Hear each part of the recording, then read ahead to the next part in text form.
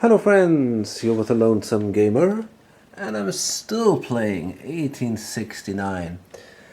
Well, the game is dragging on quite a bit. As I said, this is a long game, but we're getting to the end. I guess we're going to see one set of ORs, maybe two.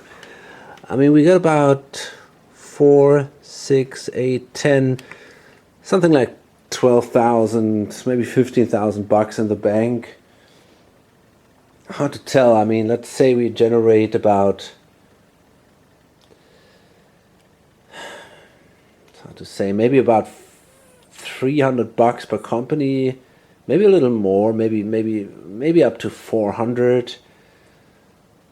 That means we're basically generating, I don't know, something like 6,000 bucks per OR. It's hard. I don't know, we got 1, 2, 3, 4, 5, another, well, maybe about 5,000 bucks per OR. So I guess after 3 ORs we should be done. However, the Kansas Pacific will now be bought, and maybe also the Oregon. Because there's a lot of money in here. It's in receivership. So this guy is the priority holder. He already holds 20% of the Kansas Pacific, and he has now the option, because this thing is in brown. He can now buy as many shares as he wants with a single action. Now there's the presidency in here with 30%, and in theory he could buy the remaining shares out of here. I guess they cost 75%. I've seen some discussions recently on BGG. If a thing is in this area, then maybe everything should only cost this value, but I don't think that makes a lot of sense. For me, when you buy something out of the IPO, it costs par value. Anyways, the guy can buy the presidency, and then he could still consider buying a couple of shares of the Kansas Pacific. It has the money to buy possibly a D train. If he throws in a couple of bucks, he can buy a D train. In this way, he can destroy a lot of trains that the others might want to run, and yeah, that could be quite helpful. However, the Kansas Pacific is not in the best position to run a D train. It's not doing that great. They can go basically from down here. They cannot even go here. Well, they could go from a Paso down there, maybe somehow make a connection here then. And then go like this, Chicago, that way up to Montreal. That's not bad. There might be better routes in the game, but it is still pretty good. And if you're holding, I don't know, 60 or 70% or so, I think it's pretty solid.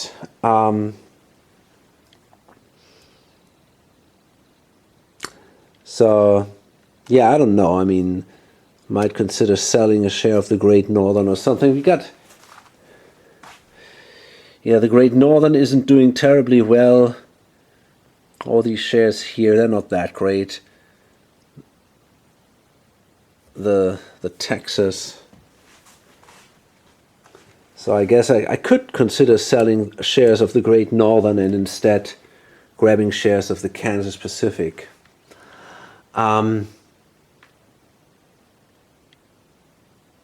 Yeah, I might consider that. I mean, obviously the Great Northern makes more money from the share appreciation than the Kansas Pacific does. But even that is not quite so clear. I mean, in this lower area, they make 10 bucks each turn. It's better than in this medium area. So maybe it's not that bad. Okay, anyways, this guy will have to face an interesting decision, because after he bought the trains of the Kansas Pacific, he actually could consider grabbing the shares of the Oregon and Navigation, because they're also in the brown area. And here's the interesting thing. I mean, the Oregon Navigation is not good. It's a bad company. It's sitting here, it's totally isolated, and it has not a lot of money. We're talking about $180, 140.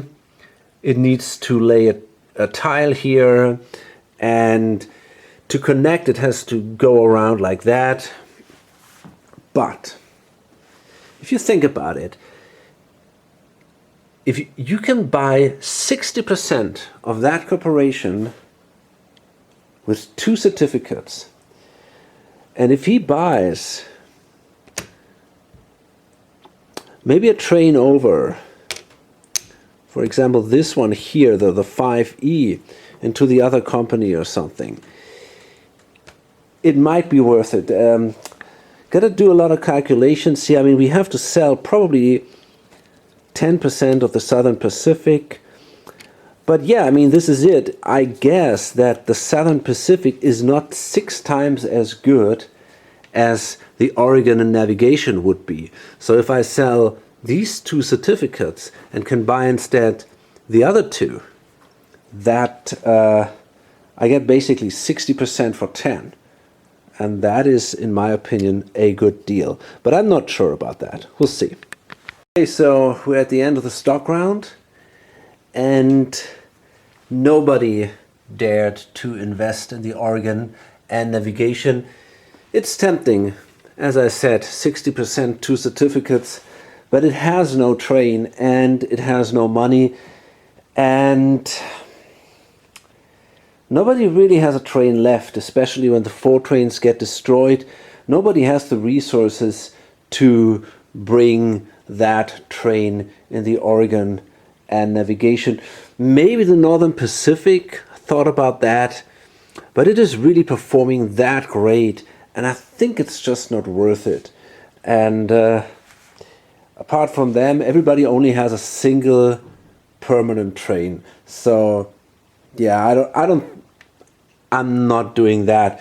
This guy bought 70% of the Kansas, so this company is no longer in receivership, and their goal is to place a token here in Chicago. If they manage to do that, they're gonna make a great run, but other people see this too, and I guess because they will operate last, that there will be someone before them. Okay, so let's go into the first OR. So there are some interesting decisions to make now. For example, does it make sense for players who will lose their 4 train this turn? Does it make sense for them to, or in this set of ORs, does it make sense to try to get a second train again in the company? For example, this guy, if he has a 6 and a 4, if he loses the 4 train, you know, does he want to try to get another one in there? Or over here, for example, where there is not enough, I mean, they're just about $200 in there. And similar situation over here, for example. So an important question is, how often will that train run?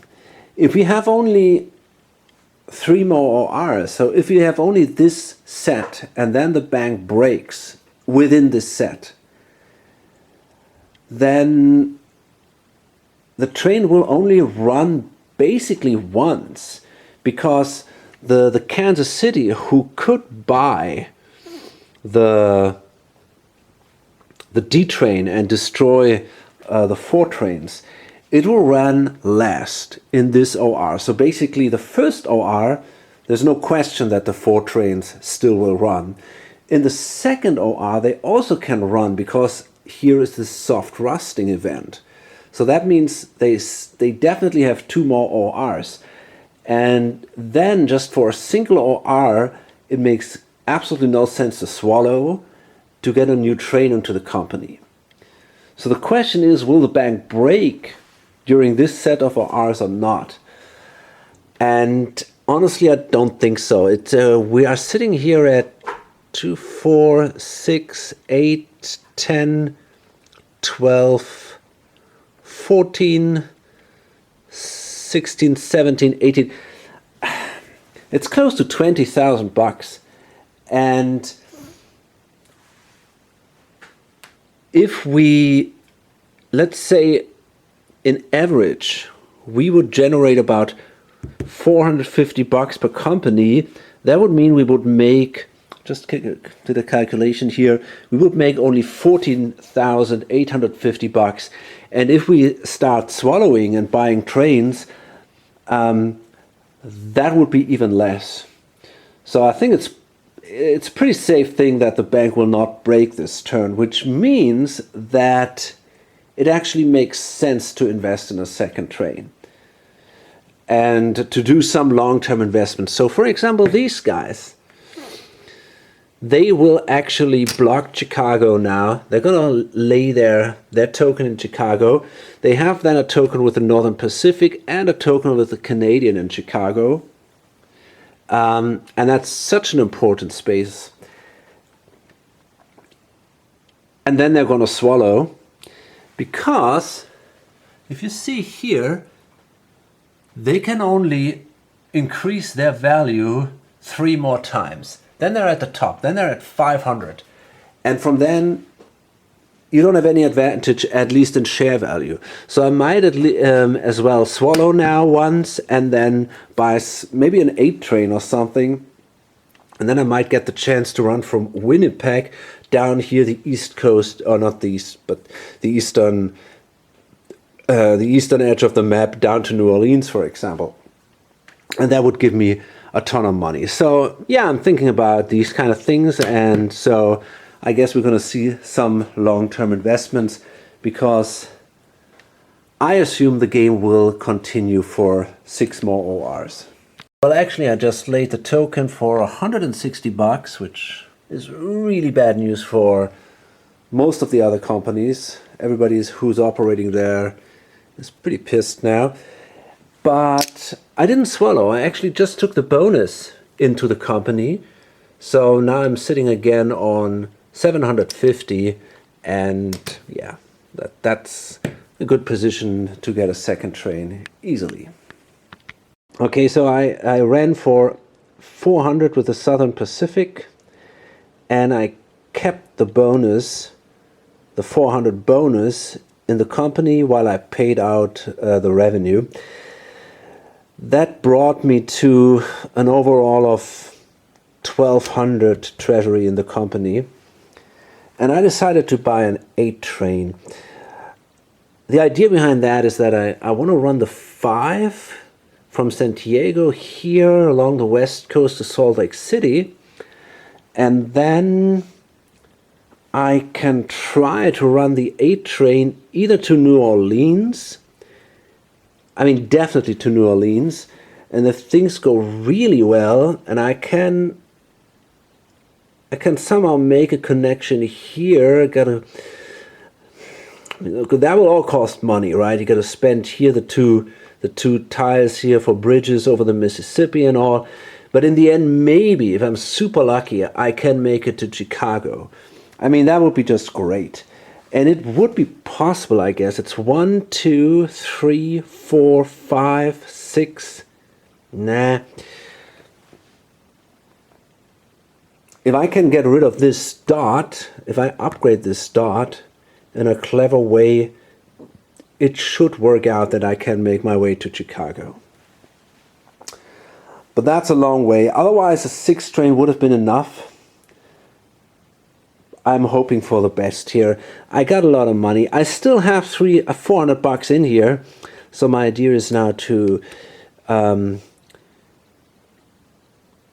keep the bonus a second time, and in this way finance a train for the Denver and Rio Grande. So the idea for the Union Pacific would be, if the 4 train goes away, until now they kind of did this, they basically ran a 4 train here, got the bonus.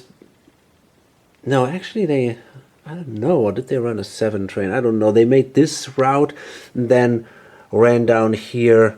I think they actually stopped at Chicago. So for them that would not be so bad. But if they get a new train now, they could hardly use it, because if they want to go to Chicago, they have to do it like this, and of course like this. But that would be the 7 train, the big one.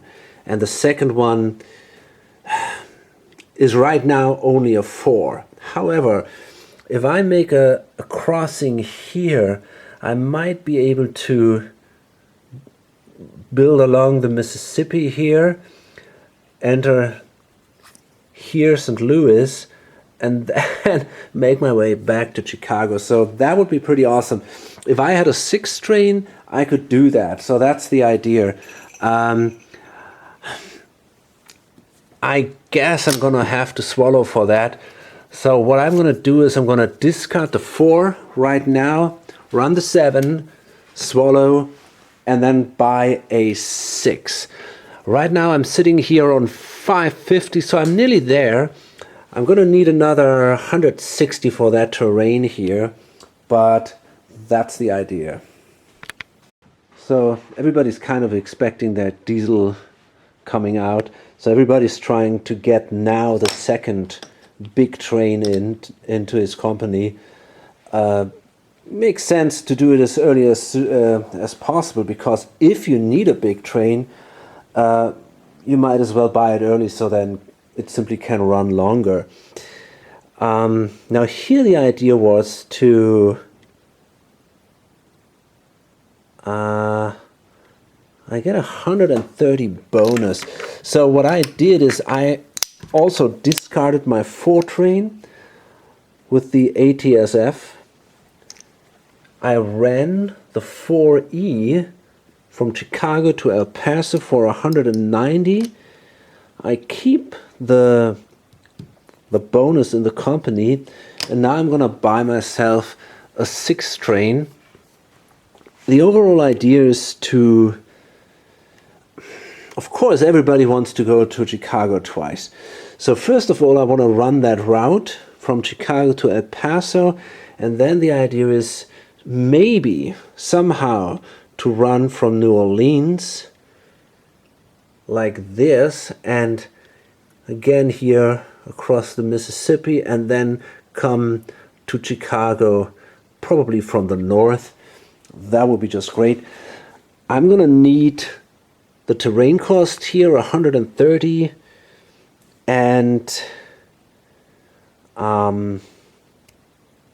so I'm gonna spend something out of my own pocket to buy that train, so that the company has enough left for this,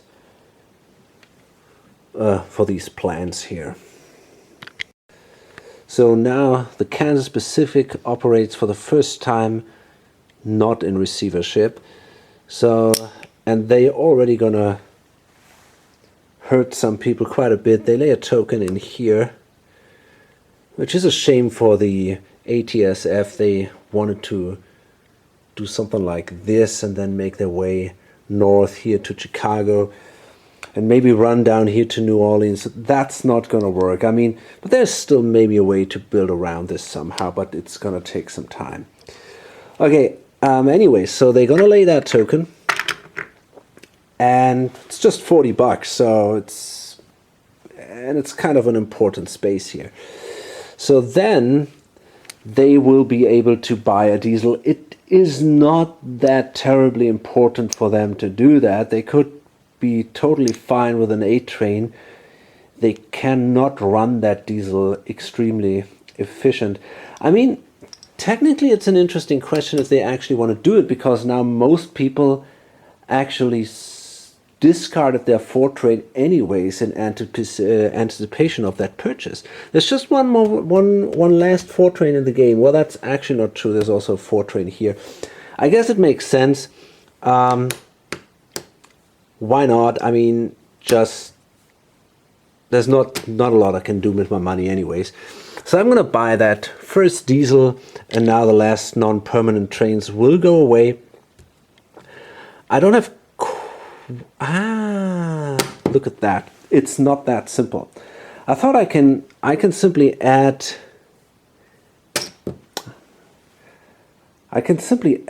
money from the president to buy the diesel, but if the company does not have a train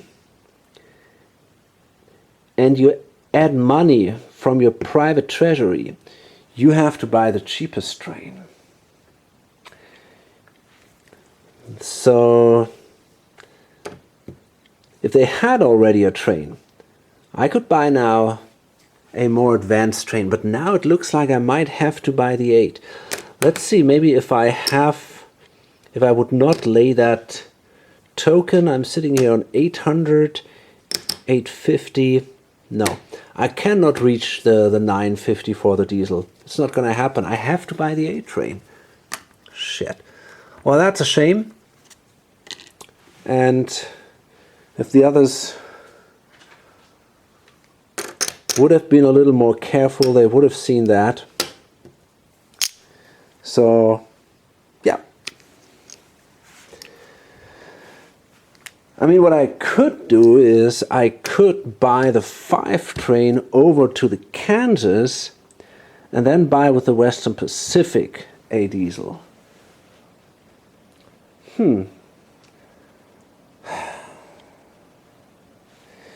There are a couple of bucks in here, 200, so that would be enough. I might consider that. Let me see, 1, 2, yeah, probably not. 1, 2, 3, I don't know, 4, that's the thing, you know, I cannot really run that thing. I don't see a big advantage. And it would mean that the Western Pacific could not run a train for 1 turn, would lose share value. I mean, it's all not a big deal, but I don't really need that diesel. So it seems like, yeah, I'm not going to get it. So we might actually never see one. Maybe this guy will do it now because he needs a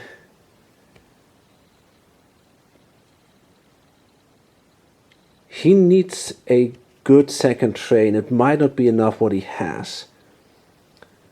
And so possibly the Southern Pacific will eventually then buy the first diesel. But yeah, this guy buys the 8 train.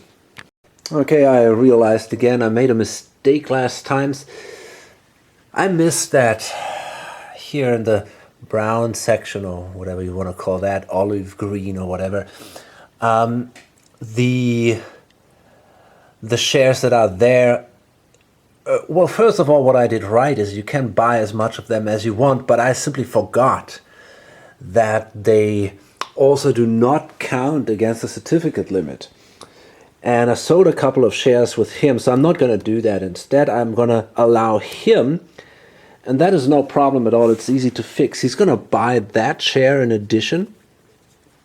And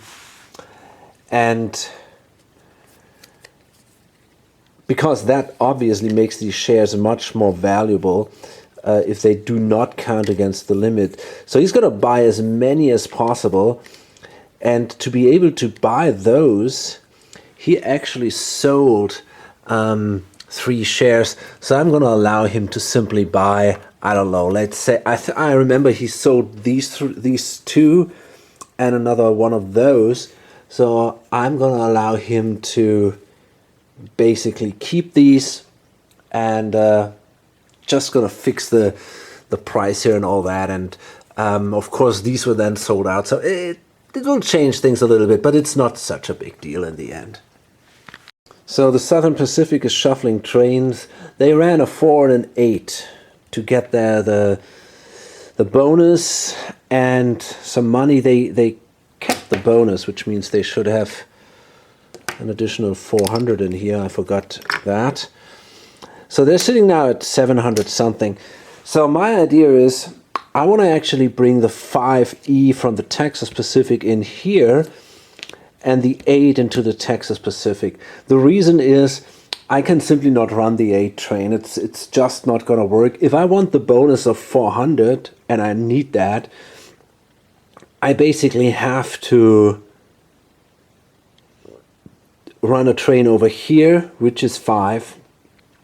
And then I can run a diesel, for example, for quite a bit of money down here, this area here to New Orleans, and then up again here to Chicago. So that makes good amount of money, but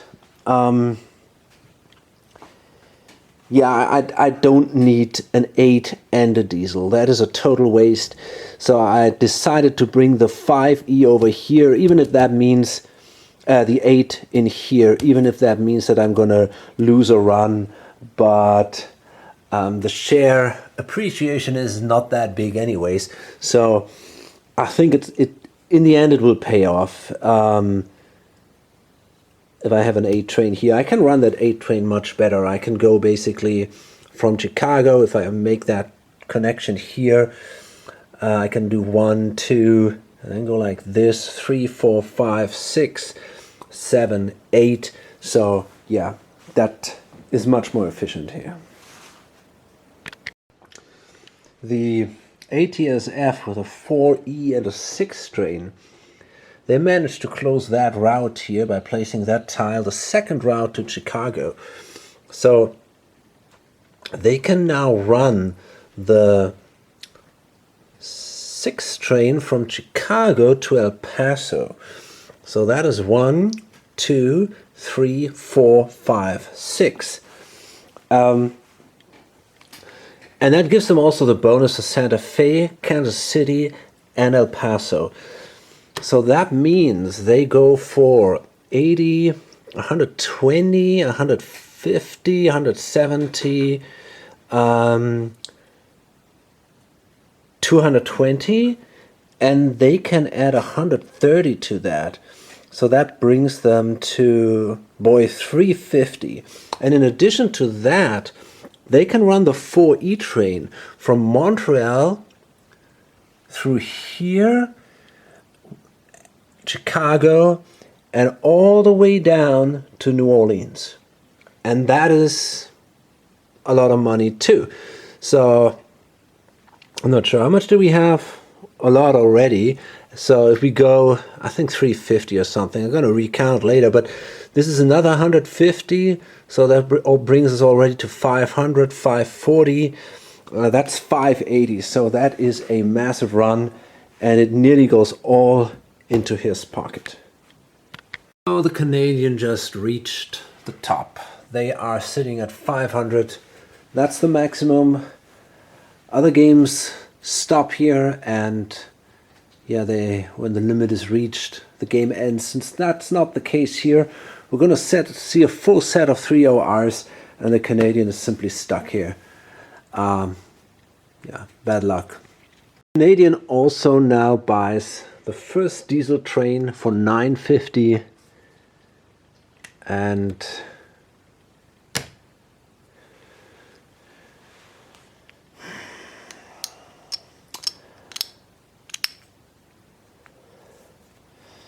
yeah,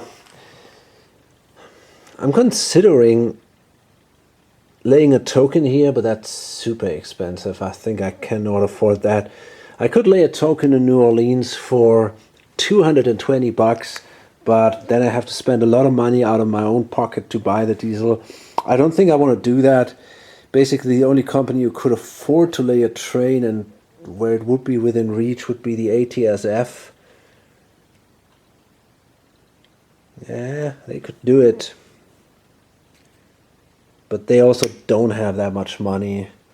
I don't know. I think I'm going to leave it here. If things go really wrong, I kind of cut through here. I mean, that would be bad, but I think it's okay for now. I'm going to leave it that way.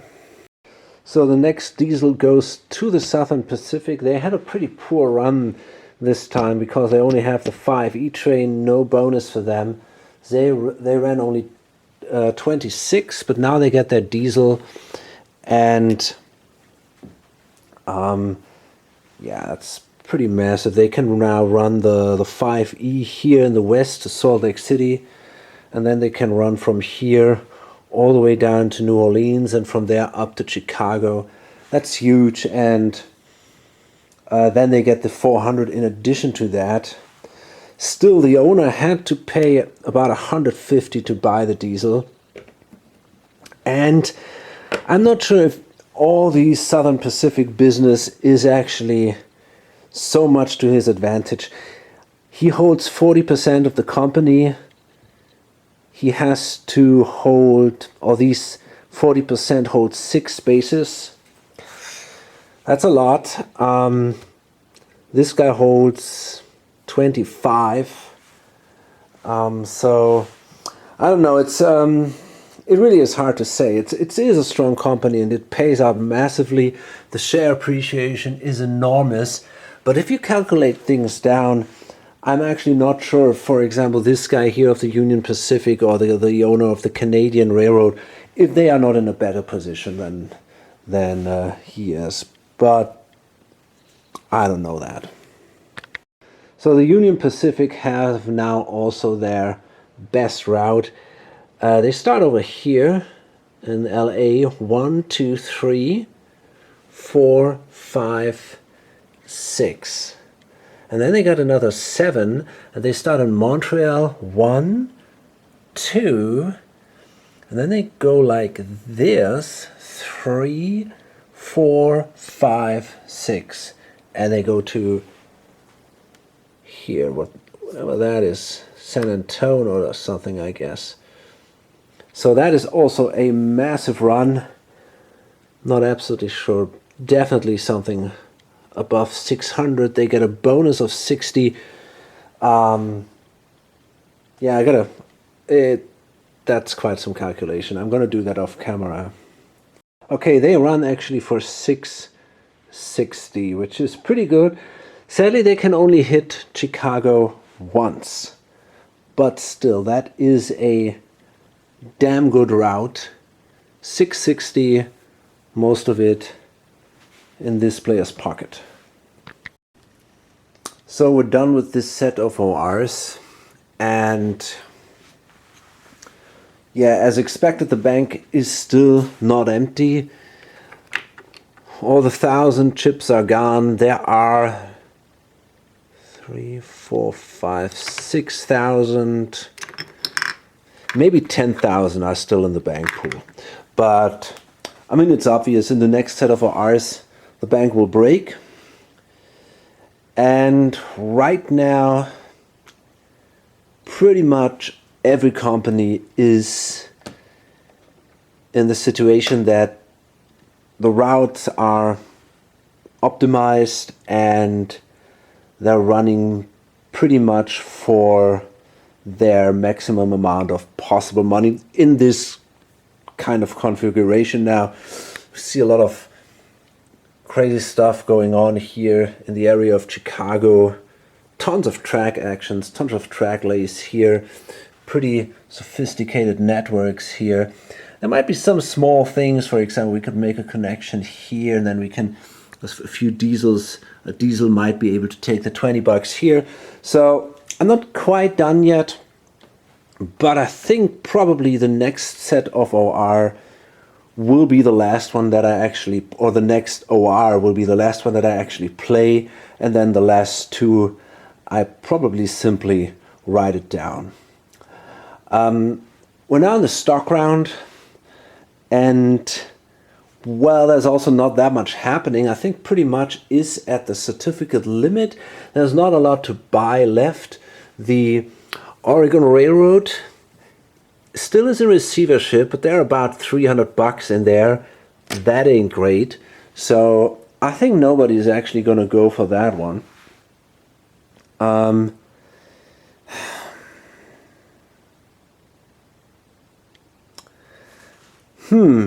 No, I don't think so, actually.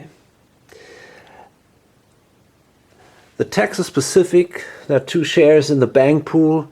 They are now not that bad. After they have now an 8 train, they run for 39, which is clearly better than the Canadian or the Great Northern, which both have only a 5 train. So we might see maybe people picking that up and throwing one or the other away. There's a share of the Western in here, which is, yeah, Guess nobody wants that. So I think all that happens is that people will try to exchange the Texas Pacific for a share of the Great Northern. So this guy holds priority. He will do that. And then it's not so clear if this guy wants to do it. He doesn't want to lose the presidency of the Great Northern. So he might actually considering buying that share that the other guy sells and instead selling a Canadian, which is only a little better. But if somebody else, for example, this guy buys the share of the Great Northern, the presidency would go to him, and then he would have to give up his double share, which he doesn't want. So I think that might happen, but overall I think the stock round also will not be terribly interesting. Well, player down here, the now former owner of the Great Northern, he couldn't avoid it. This guy over here sold a share of the Great Northern, and that guy then bought it, and that brought him the presidency. So that allows him now to hold basically an additional share, because both are at the share limit, and he has now 18 certificates, so he has to sell one for 120.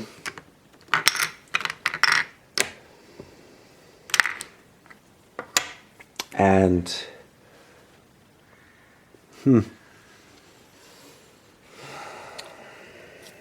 yeah, no, I guess that's it then. We're at the end of the stock round. There's a share out here of the Western, of the Oregon Navigation. They are worth, I mean, they don't run at the moment, and the Great Northern has still 2 shares in the bank pool, and that's pretty much it. Money-wise, well, hard to say. This guy up here, he's very good. He's about $5,500. That's a lot. He's got, well, maybe not the best shares. I mean, they're okay. The Union Pacific isn't doing bad, but he doesn't have the super strong shares. Just 15% of the Southern Pacific. So that is about 5,500 in cash. This guy is sitting on 4,700, but he holds 70% of the Canadian, which is, they're all worth 500, but they will not rise, which is definitely a problem. They are already here at the maximum. So it's going to be close between these two. And over here, this guy is sitting on 3,500. He's not that great. His shares are, well, they're okay actually. He holds 2 Canadian, 20% of the Southern Pacific. And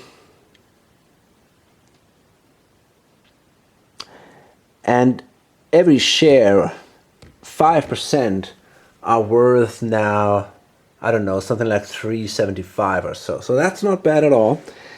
And in general, he holds a lot of shares. He has the triple share of the Western Pacific, and he has basically 80% of the Kansas Pacific for free. But yeah, I mean, they are not worth a lot, right? They will be at $50 or something, $60. So, but still, they will generate some income. This guy over here is at about 5,000, which is pretty good. 1 share of the Canadian, 40% of the Southern Pacific, which is really good. So he's definitely playing for the lead, I guess. It's going to be close between these. This guy's also at 5,000. So I guess between these 4 players, it's going to be close. This guy, the owner of the Kansas and the Western Pacific, I think he's pretty much out of the game, although he seems to have the most shares. But that's not sure, because this guy, for example, he owns a triple share, a double share, another triple share, here a triple share. So his advantage in shares might not be as big as it seems. Okay, so we're going to start the last set of our R's now. The Canadian has a massive run. They start here in Seattle, go with a 6 train, 1, 2, 3, 4, 5, 6 to Winnipeg, and from there they start the diesel over Montreal, down here Chicago, all the way south here to New Orleans, then these cities here, and then they end up in El Paso. Then they get the bonus $280, and overall that brings them to 930. That is a incredible run, and they might be able, but that's not going to be easy, but they might be able to squeeze an additional $40 out of the dots here if they do some upgrade, but maybe for their last run then.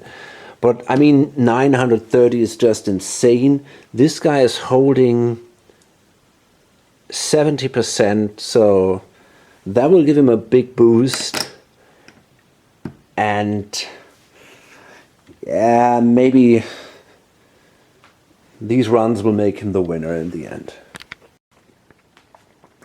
The Southern Pacific is running for more than 1,000 this time. I mean, it's the bonus, right? The 400 extra bucks. Otherwise, that would not be possible. But they start here, and they can upgrade this, so it's going to be even more. They start here in San Diego, make their way up here to Salt Lake City.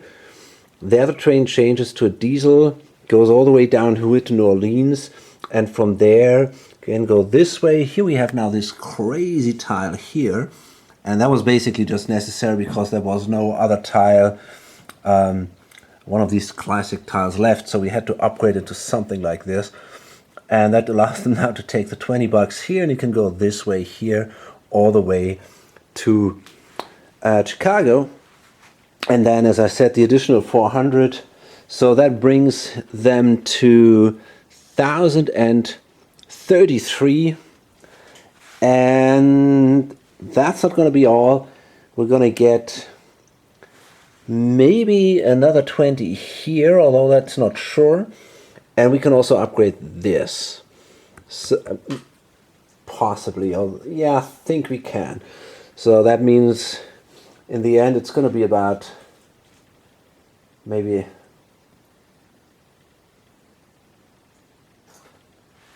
wait a minute, it's 1,030, that's what we made exactly. We might bring it to 1,050 or something. We'll see. Okay, so we're done with the first operating round, and at that point I'm going to finish the play on the map. It's all done. Kind of managed to do, as I said, I managed to do this connection here. The Kansas Pacific kind of closed him off. He wanted to lay the other tile that made that connection, and then make his way here so that he could take that dot. But it didn't work out. The Kansas City simply laid a different tile, and from there on it makes no sense to try to make a connection here. The Kansas City will be able to block that either too. So and it's not worth it. I mean, it's just $20. I think I did the best I could here. So yeah, just want to give you a quick overview on the runs we have now. The best one is the Southern Pacific here for 1,030. Then it's the Canadian, and this adds to 700, right? These two. So the Canadian with 750. No, with 950. But the Canadian should have 20 more, exactly. So they are at 970. Then we have the Union Pacific for 750, the Great Northern for 690, the ATSF for 600, the Rio Grande for 550, the Kansas for 400, the Texas Pacific for 390, the Canadian National 320. This is the Great Northern for 290, and the Western Pacific for 260. The Oregon is still in receivership and is still not operating. They just have their base sitting here. And yeah, so I'm going to do the last two ORs on paper, and then I'll be back for the for the result. So we've got our results after, I don't know, lots and lots of gaming. And before I do that, I want to apologize. I mean, it obviously took quite a while to do this, and it took a couple of days to do that last video. I think it was about 5 or 6 days. But you know, the thing is, every operating round takes me about an hour. I do these off camera, they take me about an hour, and I'm not, you know, I don't have that much time. If I do, let's say, 2 or 3 ORs per day, probably more too, I don't have much more time than basically to do this about 2 hours a day. So that's why it takes a long time until that last video was done. Okay, anyways. So as expected, but I wasn't sure in between. This guy here, the owner of the Southern Pacific, the Denver and Rio Grande, and the Texas Pacific line, he won the game. He ended up with $16,315. I mean, the Southern Pacific is now here pretty much at the top. Not quite, but pretty much. He holds 8 shares of the Southern Pacific. Because these are double certificates, you can hold 8 shares, but only own 40%. So in this case, it's kind of an advantage. Usually you cannot go beyond 60, but here he owned now 8 shares, and a share is worth, even a 5% share is worth the full value here. So that is pretty amazing. And in addition to that, he holds a share of the Canadian, which is of high value. And I mean, he also made tons of revenue. So basically holds these 9 top value shares, and that's a big deal here. Okay, let's see. Next is, yeah, that's player 2 here. I mean, that is not such a huge surprise. He owns the Canadian Pacific, the most successful railroad when it comes to the share value. He also made a ton of money out of the shares, great revenue.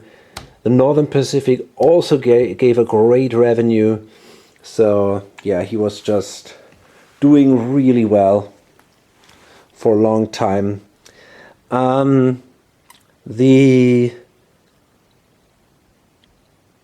Then it is, let me see what,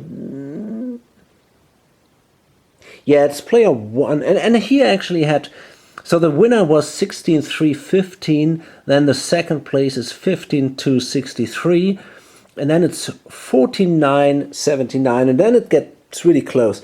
And by the way, the private companies, they also count now their face value at the end. So also here he made an extra 280, for example. That's pretty awesome. And so then the first player has 14,979. He's third. I mean, basically it was the revenue where he was really great. He holds 3 shares of the Southern Pacific. I think he might have had the most money, but yeah, the shares were not as good. The fourth player, and that was a big of a surprise, was this guy here. But he does not have that many shares. That's the thing. I mean, and also, I mean, he holds 5 shares of the Southern Pacific. This is a pretty good company too. But it's, yeah, he sits on 14,627. That's not so far away, right? Just $300 basically, 350 or so. And the last player is 15,263. Now that is a big difference. Or is it? Let me see. Well, actually, no, it's not that. It's 13,986. So this is about, yeah, 2,500 to the winner. Okay, so that's our result. First, second, third, fourth, and that poor guy is last. Now his problem was probably that he simply didn't get a company for a very long time. He had only a single company, the Western Pacific Railroad, and then very late in the game he got the Kansas Pacific out of receivership. But yeah, that and the Western Pacific is just not that great. He also doesn't have that many shares. So yeah, that explains quite a bit. He's obviously, he holds a ton of shares, a triple share, a double share, another triple share, 2 more double shares, and a triple share here. That's a big deal, right? In this game, these multi-shares are really extremely valuable. So let's talk a little bit about this game. I mean, it obviously comes from the 29 branch. There is this, players usually talk about the 1830 and the 1829 branch, and I guess it makes sense. I mean, there are a couple of things that are typical for the 29 branch, I would say. Usually there is not that much going on the stock market. So that's a little bit different here. This is basically the same stock market as 1830. But typical for 29, you have your companies coming out in tiers, and sometimes a whole tier has to be completely sold out before the next one can be started. So that leads to this high rate of cross investment, right?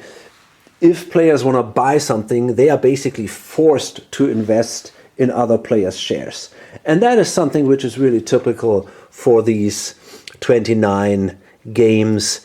You don't buy your 60% company, you start your own company, buy 60%, and then at some point you start a second company and so on, and maybe buy 1 share or of another company or something. This is not the case here.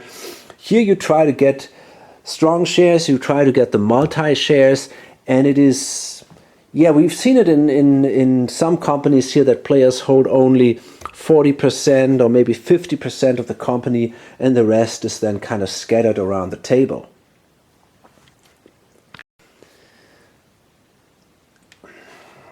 Another thing that is quite typical is that players are not reliable for their companies or liable for their companies. They don't have to buy a train. In this game you can do it, but you can easily, without any sorrow, invest in other players' companies, and if there's no train, you know the company will not get dumped on you. You can sell the presidency into the bank pool. The worst thing that can happen if someone else sells the shares, you might lose some share value. But yeah, as I said, you don't have to be afraid of a company dump. And that is something which is also typical for the 29 branch. And again, something that allows then this cross investment. In the 1830 games, very often you see only players buying a single share, and yeah, just don't buy the second share because there's a lot of danger then. This is not the case here. Might be a little less tense that way, or definitely, but that's the whole concept here. Also quite typical is the fixed par price. So all these companies have a fixed par price. You cannot choose. Companies can go in receivership because you can sell the companies. These kind of things. And also that the permanent trains, they come out usually pretty early and they are not that expensive. That's also something you can see in games like 29 or 53. Often the 4 train is already permanent. So let's talk about what is special about this game. What is it that it actually achieves? What does it that is really good about it? Well, I think what's really interesting is the scale is immense. And even though the map is that big, you're only allowed a single tile action. So you actually really get a feeling of the vastness of the land. You know, it's insane. I mean, buying the transcontinental here to the Pacific coast, it really takes you forever. And that is so different to games like 46, for example, where you do, I don't know, you get your east-west run. If things turn out really well, you can do it in the second OR, I think, but you usually get it in the third OR. No chance here. I mean, it took us into brown or something until we managed to really build that route. The terrain cost is immense, you know, and that is exactly how it really is. It's much more realistic in a way. This is a big undertaking, you know. Building through the American West wasn't an easy thing. It wasn't done in a day. It took a long time, and it was a really, really difficult task. So it is something pretty unique. Usually you don't get that feeling out of 18XX games. Compared to most other games, it feels actually like a historical game. It really does. It is a game about the development of the railroad in the Western US. And that is really the case here. You cannot necessarily say that about 1830. It's a game about the development of the railroad in the East. It's more a game of grabbing as much money as possible, destroying the capital of your other companies, and trying to push your enemy into bankruptcy. It doesn't really feel like a historical game or like a game about development or something. It doesn't. This is very different here, right? You really get the feeling. It's slow. You start with just a couple of companies. They come out in this predetermined order. You have your bonus routes, so you build in a specific way usually, and yeah, as I said, it is a challenge. You know, that's what this game is about, and you might say, well, the routes are always the same, you know, because you have the bonus route, so it feels very scripted. And I agree, it kind of is, but on the other hand, there's a lot of interesting thing going on with the tokening. There are tons of companies and they can place lots of tokens, And that's where things are different, you know, that's where the games kind of feel different from each other. And let's be honest, in nearly every 18xx game, you will see more or less the same routes. Today we played 1882, it looks basically always the same. Games like 1830 or, I don't know, I mean 1822, whatever, usually you have kind of a standard way in which the routes will turn out in the end. So yeah, that's all kind of interesting and nice, and you got something special going on here, this kind of historical flavor. But you really have to pay for that. I mean, this game is long. It is so slow and it is so long. If you play it solo, it's even worse because you have to pay out everybody on your own. You know, usually players can't take the money by themselves. You have to calculate everything, and it takes forever. I don't know how long it took me to do that. I guess something between 15 and 20 hours. It was completely insane. And I know I will not get this game on the table with other players. It simply won't happen. It's hard to get games on the table in my group which go beyond 5 hours, 6 hours. Ooh, that's going to be really hard. But if it's something like, let's say, 1817 or maybe 1822, which has a lot to offer, where there's a lot of new stuff and yeah, innovative design going on, you can do these kind of things, and people are kind of curious, and they are willing to give it a try, at least maybe, I don't know, twice a year or so. And you know, then you meet in the morning or early at 12 o'clock, or it's a big deal and you do that and it's kind of an event, that's fine. But this game, no way. Nobody is willing to watch, you know, how this map fills with tiles step by step, one by one, and it just takes forever. And that's not gonna happen. So I guess you have to be very, very enthusiastic about 18xx to really enjoy this game. I can get a pleasure out of it. I like to build these elaborated routes, you know. I think that's really kind of cool and it's a lot of fun. But you gotta be willing to say, okay, you know, I spent the next...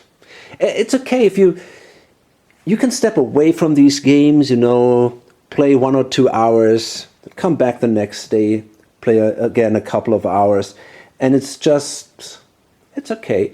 But yeah, not with other people. I just don't see that happening. Okay, anything else? I don't know. I tried the coal mine variant for the first time. I think it worked fine. I never had a feeling that it somehow destroys the game or whatever. So yeah, I can definitely recommend that. It's kind of fun. And yeah, I guess there's nothing else to say. Hope to see you on the next video or on lonesomegamer.com. Bye.